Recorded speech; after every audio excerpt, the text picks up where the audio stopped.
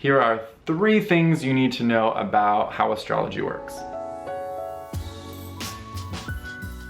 Number 1, astrology, as we practice it, tropical astrology, is calibrated by the equinoxes.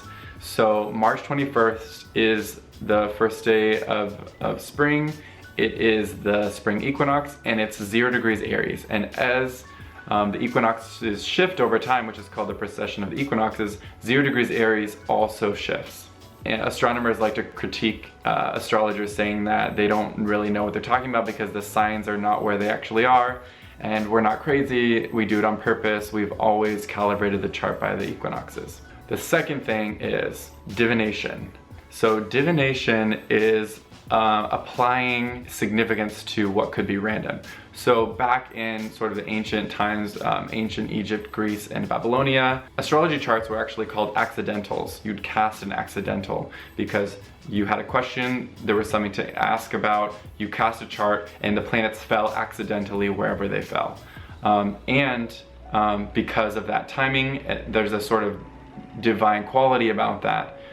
So we apply reason and meaning to the fact that those planets landed where they did at the time of the question, or at the time of the birth, or whatever. The third thing is that there's a huge difference between modern astrology and Hellenistic astrology.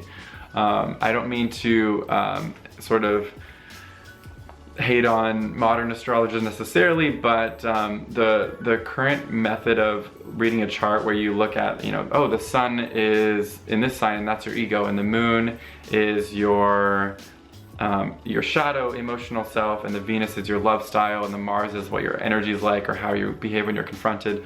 Those ideas are very, very new. And the rise of those ideas are sort of correlated to the rise of Freudian psychology in the early 1900s. So basically not even 100 years of sort of that style of reading the chart, sort of taking the planets out of context and sort of reading them as almost as if they were in a vacuum. So like, oh, sun's in Leo, so you're this way, the moon's in this, so you're this way. Hellenistic astrologers approached it very differently, and it was a practice that was cultivated by many really, really intelligent philosophers in Greece, Egypt, and Babylonia, which is all culminates in what's called Hellenistic astrology. And this approach looks at each house, the ruler of that house, and the dignity or quality of that, and creates sort of an archetype of what that area of life is like for you. So that's really important to understand. All right, well, I hope those 3 things really helped you understand how astrology works, and I'll talk to you more next time.